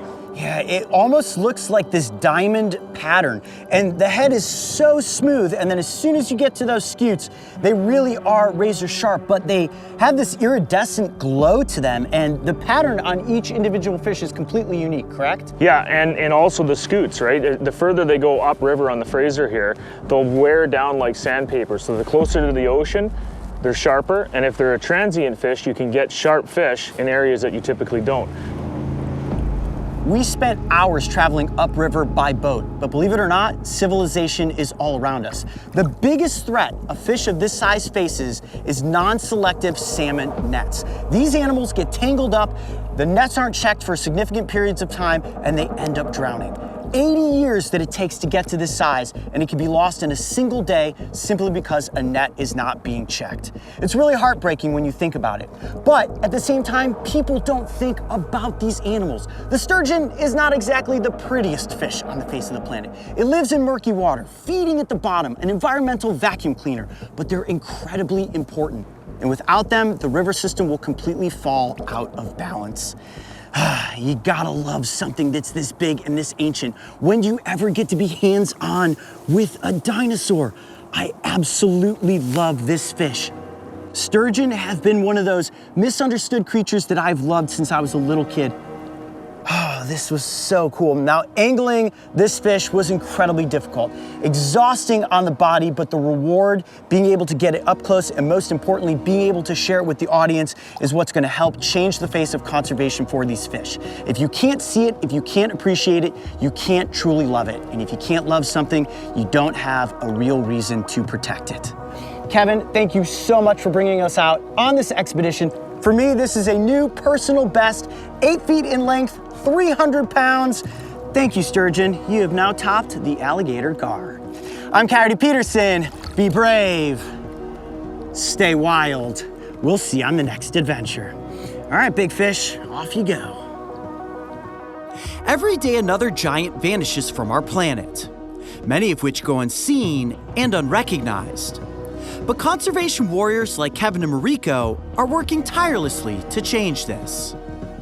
To glimpse a river monster at the surface is a sight one never forgets, and is a story of the unexplained that can last a lifetime. But to physically angle, get hands-on with, and spiritually connect with these ancient creatures is a privilege one can only experience in person. If you would like to raise awareness for white sturgeon and become part of a research expedition, make sure to visit and book your adventure today. Oh my gosh. Oh my god. All right, here's the revealing piece right here. Oh my god. Rex tooth. Oh my god. Nice. This is the same size brain as a coyote's brain too. It's all about form. We're gonna do it and we're gonna do it right. Okay, we are on a dirt road out in the middle of nowhere, outskirts of Jordan, Montana. The fact that we are in T-Rex territory is just a different feeling as compared to any other fossil episode we've made. So the Hell Creek hooligans, they've got an incredible eye for sniffing out prehistoric treasures. So we're relying on them to get us out to the spot that they've been digging at. If we were to like lose track of the hooligans, I don't know if I could get back to the town. I really don't know. Like, we really don't have any tracks in front of us to determine where we're going.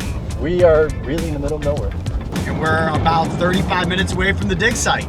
My heart's racing. I'm so excited right now. With a current population of around 300 people, T-Rex isn't the only thing this tiny town is famous for. Let's take a tour. In 1902, the very first T-Rex skeleton was dug up right here in Jordan, Montana. But that's not its skull. And if you're on a tight budget like me, don't worry, because you can see the dinosaurs for free. This is Rexy Red, quite possibly the oldest fire truck in the world. Keep fighting, old girl. I personally like this dump truck because it reminds me of a dinosaur. This one's an even bigger dinosaur. Roar! They have a post office, world-class coffee, and Ryan's Groceries, which is famous for their Triceratops steaks. No joke, we'll get to that later. And that concludes our tour of Jordan, a quaint little town that I bet Michael Jordan has never actually set foot in.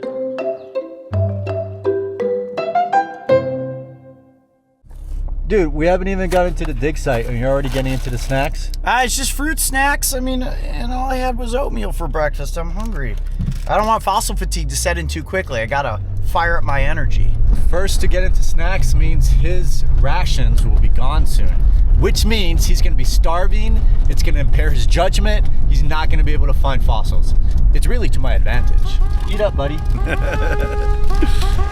Okay, we have officially ended up at the dig site. Long adventure to get here, but I can see in the backdrop there are dinosaurs waiting to be found. We've broken today's competition into two teams, Coyote and the Cretaceous Kid versus Mario and Dino Dan.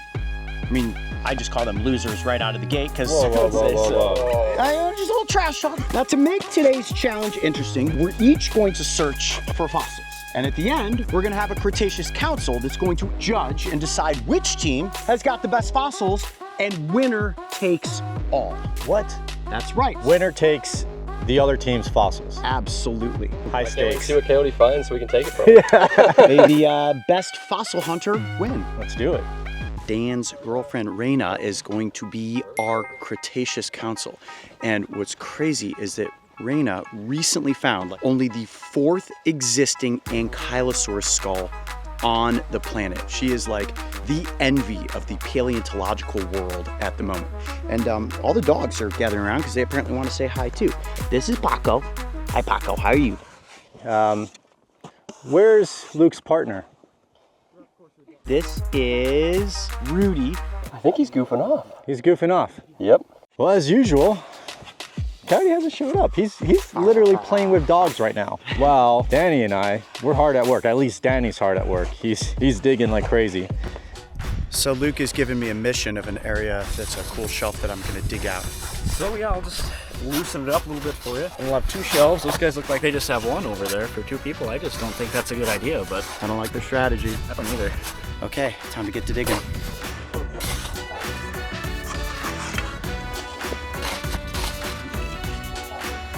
So I just found this and my heart raced because I thought it was a tooth, but it's not. It's just a rock. It looks like a tooth. So I feel like I'm getting close. I found my first Rex tip, part of a Rex tooth. Hey, what are you doing there, sir? I just sick having a peek. What you got there? What is that? A little Rex tooth. Dang, let me have a little peek. Ooh. Yeah. Hey, sir. Coyote's a trickster. Yeah. Can't trust him with your fossils. You know, that's what coyotes are known for, being tricksters. Okay, my partner's got an update. What'd you find? Just found the shard of a Rex tooth, another one. This one actually has the serration line still on it, kind of like a steak knife. It's got little ridges on it. Sandy, what do we got? It's a T-Rex tooth, and it's just the tip of one. You can see it's broke off in the back. You're getting very close. I mean, that in itself is really exciting. Team Mario Bros. Okay. I got my first shard. It's probably really tough to tell, but I can see the serrations. First piece of T-Rex tooth. That's number 6 on shards, so 6 more and we should have a Rex tooth. Okay, so the theory is that after you find 12 shards of tooth, you will find a whole tooth. Glad I can finally contribute to the effort. Yes. Mario's got something big. I was just digging. I'm pretty excited. Oh my gosh. All right, what do I do? All right, I would just start like, you want to take the pressure away from the fossil, not into it. Okay. So you could take your knife and start coming back through here. I'll take mine. Wait, and come to help where? over Right here? Yep. Yeah, just flick it away from the I'm fossil scared. pretty much. They can be pretty fragile, so let's just, all right, here's the revealing piece right here. Oh my God! Rex tooth. Oh my God! Nice. Oh my God! This is what jealous looks like. I'm shaking. Dang, Cool. That's a gnarly Rex tooth. That's a good one. All right, I'll let you pick it up, Mario. It's your tooth. Wow. Whoa. That's a nice tooth. Look at the size of that. You ready to see the rest? Yeah. That's all I wanted. That's it. Satisfied. This tooth pierced the flesh of countless dinosaurs to keep that T-Rex alive, and now it's in my hands. That's amazing. We got to step up our game a little bit. I'm excited, but I really want you to find one too. So that will make the trip. We both got to come home with some big teeth. That's very kind of you. Yeah. What a nice guy. I would have been rubbing it in his face if I had I'm done not that. a competitive person. Well, I'm still several inches away from the tooth zone, so I'm confident I'm going to get there. Oh yeah. I won't let you down, partner. Don't worry. I'll try to let you down. Yeah, I'm gonna go take a nap real quick, though.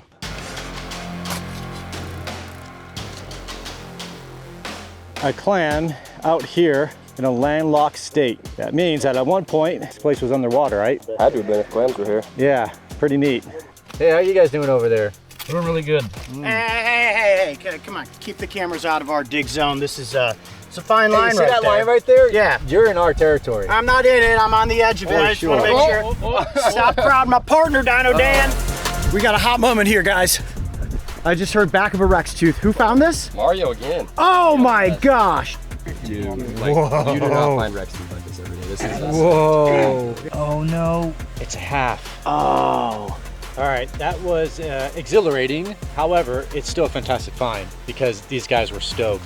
That's all right. Okay. Keep going. I mean, this is technically my second big T-Rex tooth.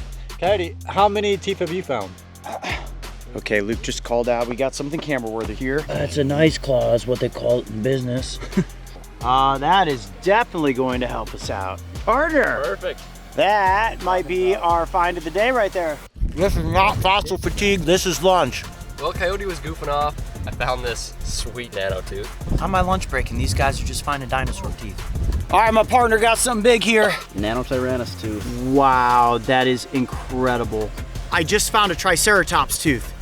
My first trike tooth. Yes! T-Rex prey species officially in the bag, which means T-Rex must be next. We are currently in the halftime zone, and I'm taking the lead. Simple as that. And right now we're using the Bobcat to take out some of the soil and kind of set a new plate for us to get in there and start looking again. So Rhino, what did you start to uncover here? Pretty decent sized T-Rex tooth. Are you excited? Yeah. The Cretaceous Council herself showing us how it's done. Oh, it's the whole tooth! Oh my goodness, Reyna. How you feeling about that, Mario? I say I'm feeling good because at least it wasn't you that found it. I'm just gonna sit in her little Rex hole right here and try to absorb some of this good luck. I just found a razor sharp raptor tooth. Nice work, boys. All right, I must be in the hot zone, in the tooth zone, let's go! We might have something big happening right here. I think it is a ridiculously wicked, sharp little raptor claw. This may be the difference in the game. Wow. Oh man, your hand is shaking. Oh my gosh. We just got a raptor tooth and a raptor claw back to back. How fine that tip goes down to. I mean, that is a razor sharp. Dude, we're in the game. Well, hey, what's that feel like, boys? Eat your heart out, Dr. Grant. We're bringing back raptors. All right, just when we thought it was slowing down, my partner here Look at this thing, Dad. is uncovering something spectacular. Oh yeah. Oh yeah. So that's the back, but pretty good sized Rex tooth. I'd say probably at least a 4-incher. I hope. All right, if it gets Dad excited, that means it's a good one. This is a beautiful tooth. Holy smokes. It's a good one, Dan. There's a thing with this, you gotta put your knife somewhere, and there's a point of discovery mark on a lot of the fossils. So there's a fine line between going too fast and breaking everything, not going fast enough to find anything. Oh, whoa, whoa, whoa. Something big is unfolding back here at the dig site. Yeah. Just keep walking, guys. Oh my goodness. Dino Dan. Oh my gosh. Oh my gosh, are you kidding me? That is a beautiful tooth. Partner, we're in trouble. We're in trouble, partner. Let's go. Let's go. Nice. Shit, a 4-incher. How you feeling in this moment? I am feeling pumped up. I've been looking for a long time. The last 2 days I haven't found much, and feel a little better now about stabbing this hill. You know we found something good when everyone is huddled around. Persistence. Guess who wasn't walking around? Hey, let's go take a little walk while there's T-Rex teeth to be found. You know, I was hoping that we would walk over to that side of the ravine and we would see this just sitting there. We literally left the dig site for 10 minutes and this happened. You do the honors. This is the lift. Is it a full tooth? I hope so. I hope the other side's all there. Oh my gosh, look at that! Awesome. I am in complete awe. Oh my goodness. Unbelievable, man. Unbelievable. Whew, sun's getting low. Everybody's exhausted. It's been a wild day of digging. We've got some great fossils. And now we need to head back to the prep lab to get the fossils ready for the Cretaceous Council. Team Mario is definitely going extinct. Of all my amazing finds that I found today, this is my prized possession. And it's got a lot of work that's going to be needed in order to prep it. So I want the master to do it himself. Are you nervous? Does this feel like somebody's delivering your baby? I'm not nervous at all. It's in great hands. It's an honor for him to do that. It's an honor for us to be here. I'm excited. It's a completely different tooth. The master himself is confirming that this is likely a young Tyrannosaurus Rex. Okay, so we have prepped our fossils, and my goodness, do they look gleamy and amazing. The table is yours, fellas. Let me start off, Rhino. I just want to give you some fruit snacks in case you're hungry. Danny, take it away. All right. So we found a lot of cool dinosaurs. Let's start off with the Triceratops. We got a ton of their teeth. But we also got a full crown, which came out of their mouth after they died, probably. This is a unique tooth. Look at that. Look at that tooth. It's like rounded. And I mean, that's just the boring stuff of our group. We've also got a ton of shards. Almost all of them have sweet serrations. And pieces of parts. You can glue them together and make a dinosaur? We could. We could. We probably will actually later. Then we also got some nano teeth, a couple big nanos, a couple nice little raptors too. And you know the other exciting dinosaur, Rain's kind of partial to it probably, is the ankylosaur. We got one of their scoots. And then of course, you know, every collection has its crown, and that would be the T-Rex tooth. I mean, that stopped the entire dig site, right? It did. Everyone Everybody came was over and even these guys, pictures. they were burning with jealousy. I give credit where credit's due. It's big tooth. Okay, real quick, we've got this other T-Rex tooth here that is sliced in half. Now that's what we call a heartbreaker. However, this is great for like anatomy, right? You can see the anatomy of a tooth structure right there. But let's just put that to the side. Now, speculation. I found this guy right here. What an epic find. Now, most people might think that's a huge nano Tyrannosaurus tooth, but actually it is a young Tyrannosaurus Rex. Exactly. Right, so the king itself. In conclusion, Danny and I had a fantastic time. There was a lot of highs, no lows at all. Exactly. Well done, fellas. Fist bumps all the way around on that. And Mario, congratulations on finding, I mean, in all fairness, Mario's dream come true, finding a T-Rex tooth. I am a jealous coyote that he had found that tooth. But we've got a smorgasbord of delicious Cretaceous fossils for you here tonight. We've got some prey for T-Rex. You got this nice hadrosaur jaw section. Yep. Teeth batteries right there. We have an ornithomimid, or maybe oviraptor and nano, probably a metatarsal. Could be a new species. So this is an ankylosaur osteoderm, or scoot. And not only did we get the scoot, I mean, this is cool enough in itself. If we had found this, we'd probably be winning, but we also, well, coyote, found an ankylosaur tooth. Oh, Coyote found something for once. That's right. This is the only ankylosaur tooth of the day. Now, with these two pieces combined with your skull, you are 3 pieces closer to having an entire dinosaur. How cool is that? This is a Caristanodes foot claw, and this is probably a little Archaeoraptor, which is incredibly rare.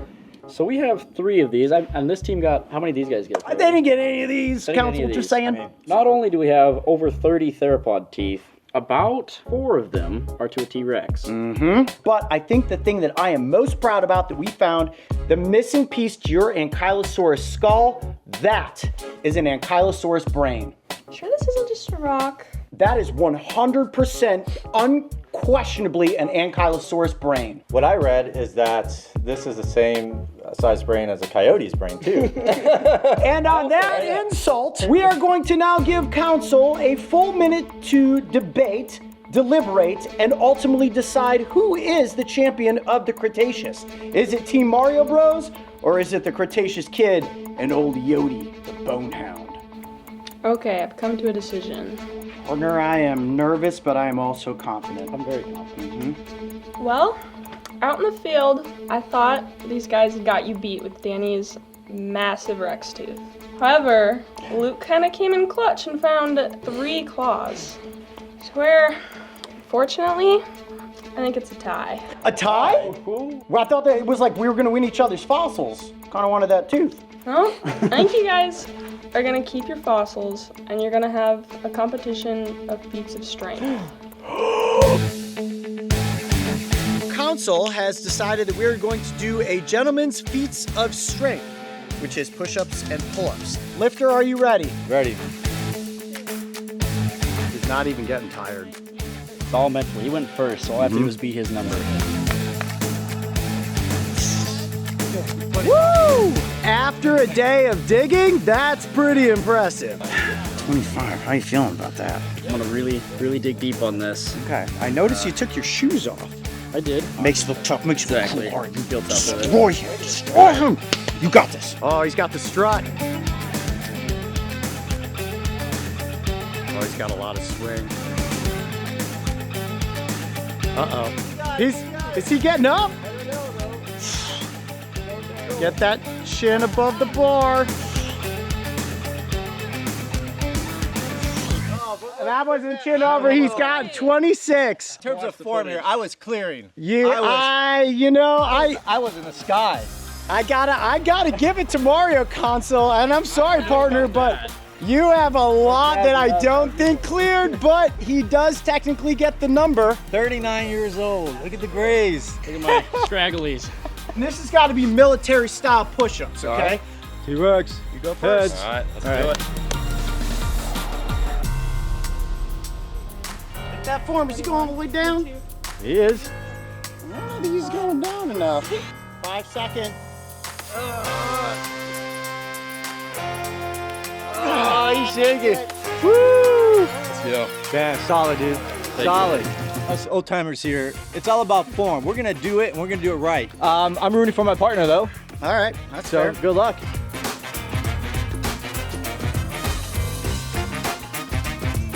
At halfway, let's go. It's already halfway there. You can do 10, you can do a million. Keep going. Oh, man. He's creeping up on it, I will admit. Oh no.